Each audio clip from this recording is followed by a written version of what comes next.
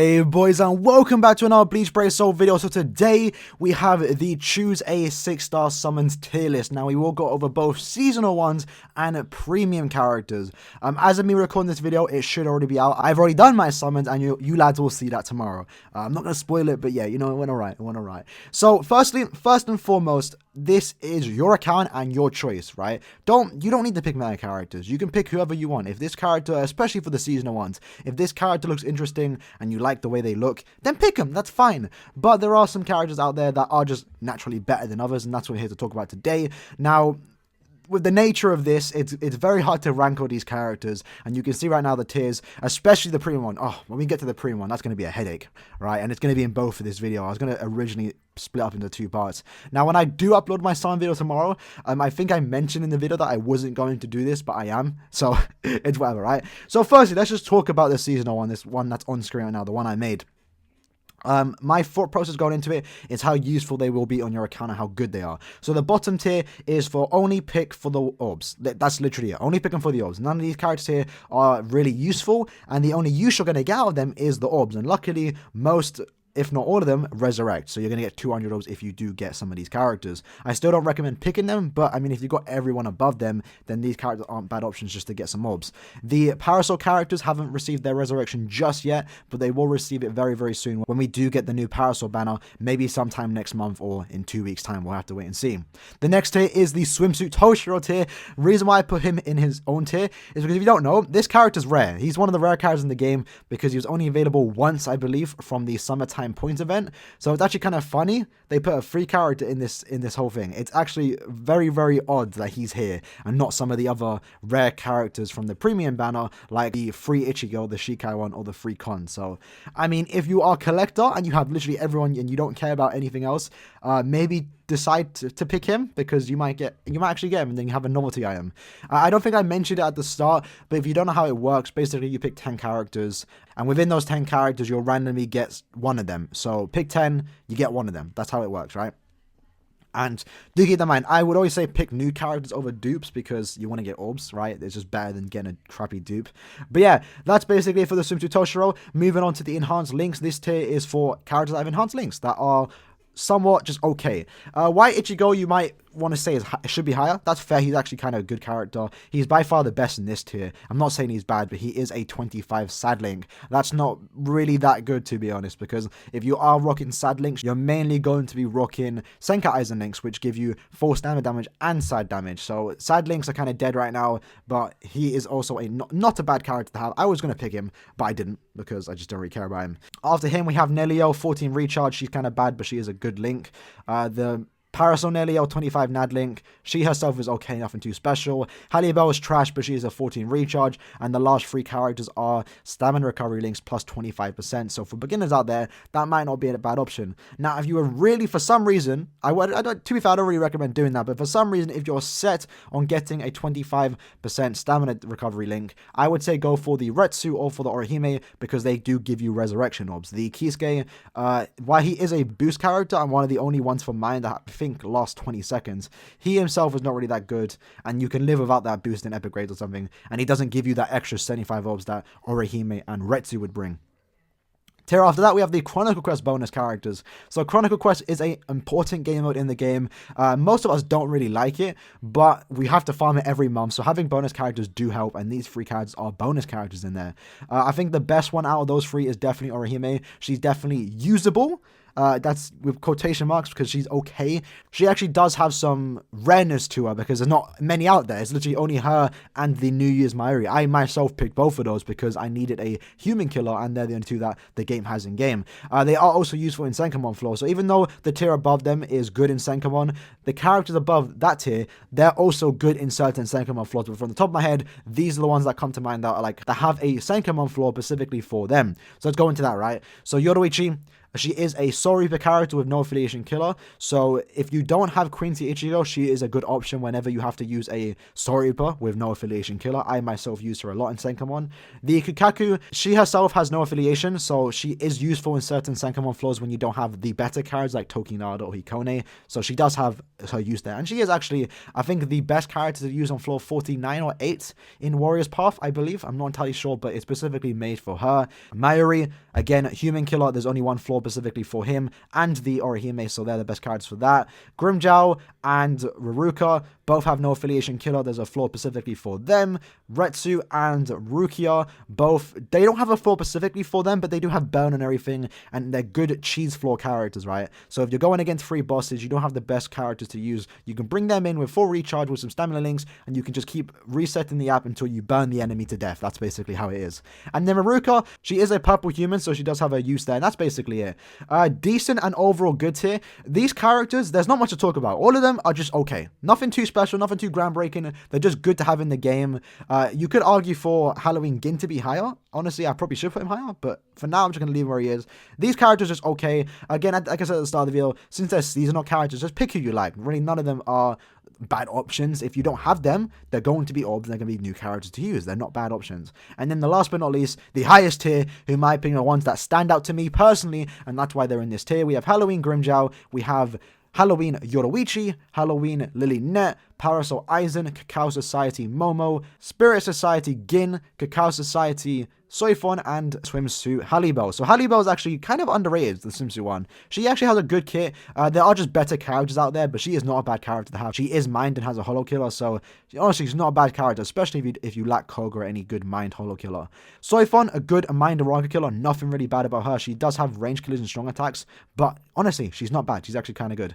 Gin, overall good support. I don't really like him too much, but I know many people praise him. He is actually a good character to have, and definitely someone you want to maybe consider picking. Momo, by far one of the best speed characters in the game. I myself picked her because even though I have a 4 out of 5, I picked her because I wanted the dupe of her, and spoiler alert, I didn't get her. But, you know, she's actually worth it. She's a good character and definitely worth picking. Parasol Aizen, and same goes for all the Parasol characters. Even though he's in the highest tier, he doesn't have Flurry, but he does have a high bruiser, so he is a good NAD character. However, a new Parasol banner should be coming up soon, so that means he's going to probably be, or definitely will be, a filler if that does happen. So do keep that in mind. Even though I have him in the definitely consider picking because he is worth it, you might eventually pull him from the Parasol banner if you do decide to pull in that in maybe 2 weeks time or a month's time. Halloween Lily Net, just a good NAD character, over a good support, a good auto character, especially if you are a beginner. She's definitely going to carry you throughout most of the game. She heals, I believe she has DR, and she's, you know, a ranged NAD flurry character. Definitely a good character to have. Yoruichi, while she doesn't have the highest bruiser or even flurry, she has aged quite well, honestly. She's my most used character in the game. She's very fun to play. She's a vortex, she can paralyze a lot, and she does paralyze it. They're stuck there for like 7 seconds. So overall, not a bad character. She does have long strides, so she can breeze through the map. It's very fun to use her. And then Grimmjow is honestly one of the bad characters from this whole list because they capped it. Unfortunately, they capped it right before Spirit Society, where Byakuyo would have been definitely a must pick. And that's, you know, to be unfortunate, he's not there, but it is what it is. So Grimmjow is an Espada, power, holo killer, definitely a good character. He also has a flaw in Senkamon specifically for him. So that's basically the seasonal one. Again, I might have downplayed some characters, but overall, you know, just pick who you want. There's no wrong choices. If they're new, that's worth it, right? That's basically how I see it. Now, seasonal one out the way, let's talk about the premium one. This one was definitely the hardest to rank because way too many options. Just so you know, like, I believe there's 186 characters here. So right now, from what you can see, I'm not sure what you can actually see, to be fair, but we have the bottom 2 tiers, Orbs and Resurrection Orbs. The Orbs are just, if you get them, you're going to get 50 Orbs, and then you'll get an additional 75 Orbs for maxing their character. They themselves aren't really that good.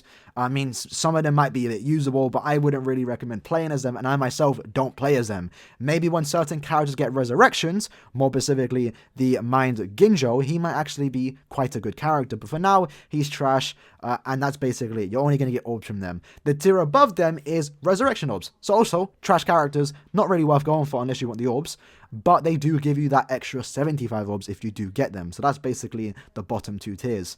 After that, we have the useful links tier. Now, in the Seasonal one, I did include Stamina Recovery and NAD links, but for this one, I only include the important ones, Recharge and DR links. So every character here has either a good link because of their resurrection, so specifically the Stark, the Tag Team Byakuya, the Kenpachi, and Full Hollow Ichigo. All 4 of them are good resurrection links, so if you do get them, you get an additional 75 orbs, so 200 orbs overall, and a very good link. Byakuya and Stark both have strong attack recharge and strong attack damage as their links, so they're realistically one of the best links in the game, so they're definitely a character you might want to consider, especially if you are a veteran. I myself was going to pick the Byakuya, but I know I'm going to buy him in 2 weeks, so I just didn't bother.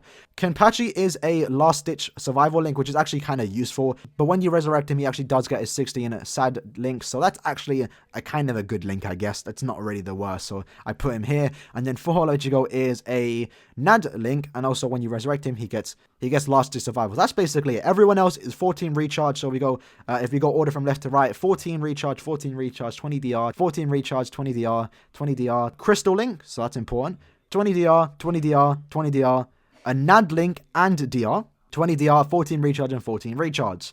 The next tier are characters that aren't bad. They are kind of good, some better than others, but the problem with them is they're going to be in fillers a lot. So, if you pick them now, it might be a good decision, but in the future, you're probably going to end up pulling them a lot because they're going to appear in fillers way too often, especially now with all the premium, filler problems that we have in the game. So, Tag Team Mikaku, Ginjo, they're good characters. Same, literally everyone in this tier is good characters, but like I said, they're going to appear way too often, and if you don't have them now, you're definitely going to get them later. The tier after that are Chronicle Quest bonus characters. So the standouts from this tier are Chad and Kenpachi. These characters are definitely the go-to characters. Regardless of Chronicle Quest bonus, you should definitely pick them. They should be in the highest tier, but I just include them here because they are Chronicle Quest bonus characters.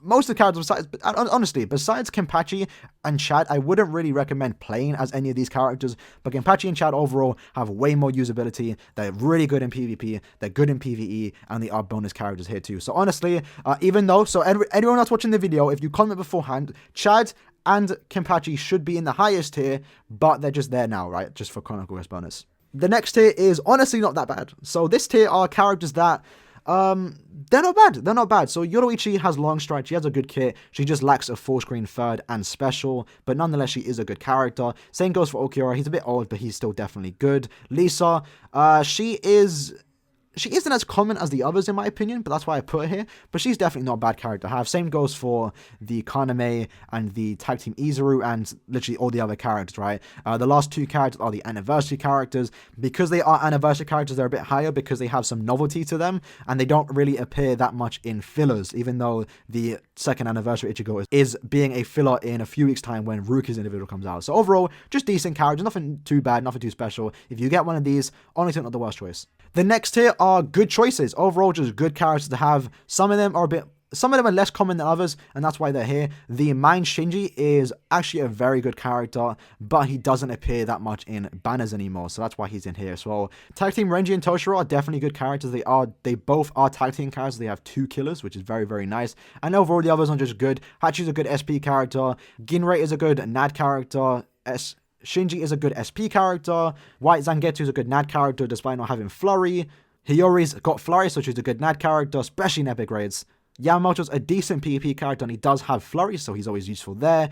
TL Ichigo is a good character overall, and he's definitely warning because he's going to receive his resurrection soon, and when he does, he's going to be nasty. The Belief Tosho is overall just a good SP character. He is really, really good in PvP if you do have him 5 out of 5, but for 1 out of 5, he's just okay in PvP, but overall just a good support character, good character to use in PvE. Lisa, just a good SP character. Aizen, again, just another good SP character. Full Hollow Ichigo is this high because, to be honest, he's not really that good. I mean, he has Flurry. He's decent in PvP. I never use him in PvE, but he is a anniversary character. That's why I'm including him, because he has some novelty towards him, right? He is somewhat rarer than the average premium character. That's why he's in this tier. Gin is really old, to be fair. I think he came out like in the first anniversary, but he has aged quite well. He's definitely not bad. To be fair, I think I should put him in the honestly not that bad tier, but yeah, he's just a decent character. Young Byakuya, another decent character, and then we have Tag Team Yamamoto, who I personally don't like, but he is overall just a good SP character with 2 killers as well. Now, the top tier, we have the definitely pick tier. These are the characters that you should definitely pick if you do not have them. Even if you have them, Mugetsu and Koga are definitely must picks. They are by far the 2 best PvE characters that premium banners can offer. Definitely a must pick.